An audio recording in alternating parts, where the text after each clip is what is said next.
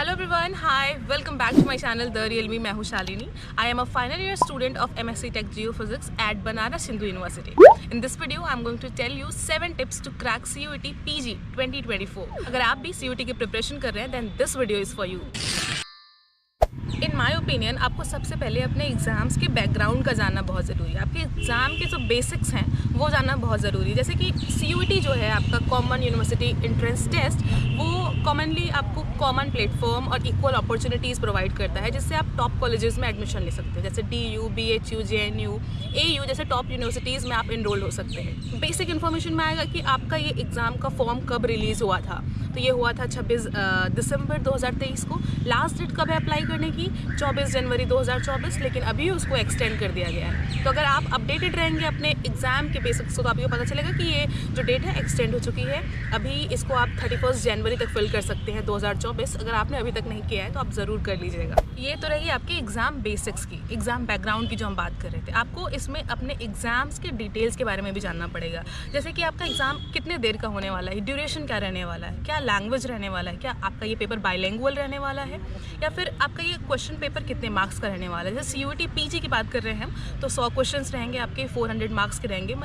यानी पर question 4 number का रहने वाला है. अगर आप कोई एक गलत आंसर टिक करते हैं जिसमें से कि आपका सही में से 1 मार्क्स डिडक्ट हो जाएंगे. जैसे आपको एज लिमिटेशंस के बारे में पता होना चाहिए. CUET में कोई एज लिमिटेशन नहीं है, ठीक है. आपका बैचलर डिग्री अगर कंप्लीट है तो आप एलिजिबल हैं CUET PG 2024 के लिए. बाकी आप जब एडमिशन लोगे, आप जिस कॉलेज में जा रहे हो वहाँ क्या रूल है, वहाँ के क्या टर्म्स एंड कंडीशन है, वो डिपेंड करेगा रेस्पेक्टिव कॉलेज के लिए. सो टिप्स नंबर 2, हम बात करेंगे एग्ज़ाम पैटर्न के बारे में.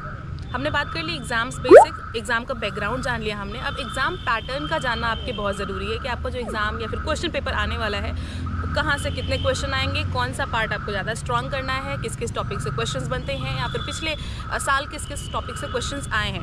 तो आप जब CUET PG samar.ac.in वेबसाइट पर जाएंगे तो वहाँ पे आपको प्रॉपर सारे कोर्सेज़ के सिलेबस मिल जाएंगे. आप वहाँ से डाउनलोड कर सकते हैं. बाकी आप NTA के ऑफिशियल वेबसाइट से भी डाउनलोड कर सकते हैं.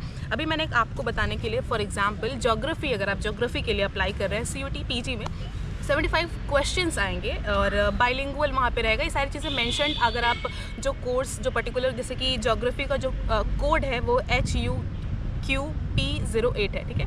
ऐसे ही सभी कोर्सेज़ के अलग अलग कोड हैं. आप उस पर्टिकुलर स्पेसिफिक सब्जेक्ट का डाउनलोड कर सकते हैं सिलेबस. तो मैंने यहाँ पे जो पिक किया है वो ज्योग्राफी का किया हुआ है, जिसमें part A, part B, part C, ये 3 पार्ट आएंगे क्वेश्चन पेपर में आपके. जैसे पार्ट A में फिजिकल ज्योग्राफी के पार्ट्स आएंगे और क्या क्या टॉपिक्स, सब टॉपिक्स जो हैं इसके वो सारे मेंशन्ड है वहाँ पे. तो आप टॉपिक वाइज चाहे तो चीज़ों को कवर कर सकते हैं. पार्ट B में है आपका ह्यूमन ज्योग्राफी. ह्यूमन ज्योग्राफी के क्या क्या टॉपिक्स हैं आप उसको वहाँ प्रॉपर तरीके से PDF में देख के उसको प्रिपेयर कर सकते हैं. पार्ट C में ज्योग्राफिकल टेक्निक से रिलेटेड सारी चीज़ें आएंगी. टिप्स नंबर 3, आपके टॉपिक के बेसिक्स क्लियर होना ज़रूरी है. हमने एग्ज़ाम पैटर्न के बारे में बात कर लिया. अब हम बात करेंगे टॉपिक के बेसिक्स आपका क्लियर होना बहुत ज़रूरी है. तो कोई भी एक पर्टिकुलर टॉपिक अगर आप उठा लेते हैं तो मेरा कहना है कि आपका NCERT क्लियर होना बहुत ज़रूरी है. NCERT आपका थॉरली पढ़ा होना बहुत ज़रूरी है. वहाँ से आपके जो बेसिक एकदम फाउंडेशन जो होता है वो क्लियर रहेगा आपका. फिर थोड़े एडवांस बेसिक्स के लिए, क्योंकि आप PG का एग्ज़ाम देने जा रहे हैं, तो आप थोड़े एडवांस बेसिक्स के लिए आपको अपने ग्रेजुएशंस के जो बुक हैं उसका भी क्लियर होना बहुत ज़रूरी है. बाकी मार्केट में बहुत सारे बुक्स ऐसे अवेलेबल हैं जो टॉपिक वाइज, चैप्टर वाइज आपके चीज़ों को क्लियर करती है. आप किसी भी पब्लिकेशन देख लो, आपके लिए क्या बेस्ट है, कौन सा बेस्ट है. आप बुक्स देखोगे, वैराइटीज़ ऑफ बुक देखोगे तो आपको समझ में आ जाएगी कौन सा ज़्यादा स्पेसिफिक है, ज़्यादा बढ़िया है. तो वहाँ से आप देख सकते हो. टिप्स नंबर 4 में मैं आपको सजेस्ट करूँगी कि आप टॉपिक वाइज क्वेश्चंस लगाना शुरू कर दो. जब आपका टॉपिक वाइज बेसिक क्लियर हो गया है ना, तो आप क्वेश्चन लगाना शुरू कर दो. इससे क्या होगा कि आप एग्ज़ाम के लिए 100% रेडी हो पाओगे. और जितने एक पर्टिकुलर टॉपिक से कितने नंबर ऑफ पॉसिबल क्वेश्चन आप खुद बना सकते हो वो देख लो. आपकी क्या क्या इंपॉर्टेंट है. जब आप पढ़ोगे ना किसी चीज़ को तो आपको समझ में आ जाएगा कि एग्ज़ाम पॉइंट ऑफ व्यू से क्या चीज़ बेटर है. तो उस हिसाब से आप खुद को प्रिपेयर करो. क्वेश्चंस ढूंढ के ऑनलाइन लगा लो, या फिर कोई बुक ले लो आप, या फिर खुद से क्वेश्चंस बना सकते हो, या फिर प्रीवियस ईयर क्वेश्चंस पेपर देख सकते हो.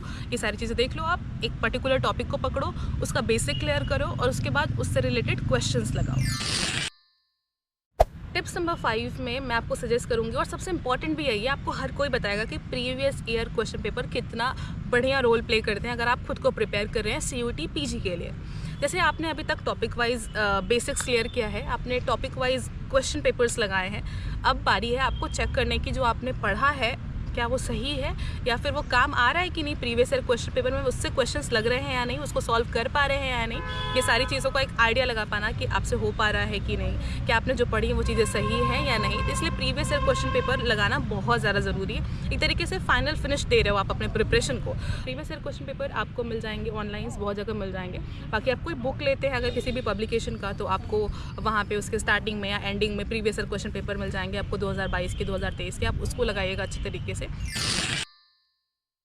Tips number 6 is revision. अभी तक जो आपने पढ़ा उसको अब पक्का करने का टाइम आ गया, उसको सॉलिड करने का टाइम आ गया। तो एक बार फिर से चीज़ों को रिवाइज करिए, टॉपिक वाइज, चैप्टर वाइज, क्या क्या चीज़ें आपने देखी थी एक बार फिर से उसको गो थ्रू करिए और उसको स्ट्रॉन्ग कर लीजिए। ऐसा नहीं कि पढ़ा था, जैसे कोई फॉर्मूला हुआ या फिर कोई स्पेसिफिक वैल्यू हुई किसी चीज़ का, जैसे सपोज स्पीड ऑफ लाइट क्या होता है, तो उसको सॉलिड करने के लिए आपको फिर से रिवीजन करना पड़ेगा। तो जो थोड़ा टाइम लास्ट के 10-15 दिन बचेंगे, मैं बोलूँगी आपको उसको रिवाइज करना शुरू करिए फिर से और क्वेश्चन पेपर्स लगाना शुरू करिए। इसलिए 6 पॉइंट भी बहुत इंपॉर्टेंट है और अपने एग्जाम के लगभग 10-20 दिन पहले आप ये शुरू करिएगा रिवाइज करना। आपने सब कुछ पढ़ लिया है लेकिन आपको फिर से उसको पढ़ के सॉलिड करना है।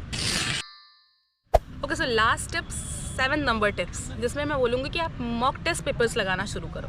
अब ये ऑनलाइन करो चाहे किसी इंस्टीट्यूट को ज्वाइन करके करो, वैसे बहुत सारे फ्री मॉक टेस्ट पेपर्स भी हैं, उसको आप ट्राई करना।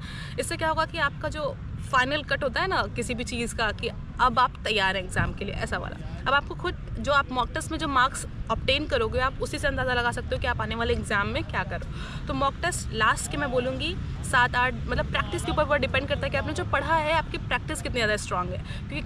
क्योंकि इस पूरे एग्ज़ाम में आप एक पर्टिकुलर क्वेश्चन पे कितना टाइम देते हो। ये एंट्रेंस एग्ज़ाम है, आपका कोई कॉलेज का सेमेस्टर एग्ज़ाम नहीं है, तो आप एक पर्टिकुलर क्वेश्चन पे कितना टाइम देते हो ये बहुत ज़्यादा मैटर करता है। और आपकी स्ट्रैटेजी क्या है, आप कौन सा क्वेश्चन पहले कर रहे हो, मैथ्स के पहले कर ले रहे हो या फिर किस पे पहले टिक लगा दे रहे हो। तुरंत से आपको पता होना चाहिए कि ये क्वेश्चन कभी आया हुआ इस टॉपिक पे, मतलब आपका ओवरऑल समझ रहे हो, आपको आइडिया लग पाएगा मॉक टेस्ट से। इसे लास्ट के 10 या 5 दिन में आप मॉक टेस्ट पेपर सिर्फ लगाओ, प्रैक्टिस पेपर, सैम्पल पेपर लगाओ। Okay, so that was it for today's video. Hope you guys like this video. If you do then please don't forget to like and subscribe. बाकी मिलते हैं next किसी ऐसे video में, तब तक के लिए tata bye bye, take care.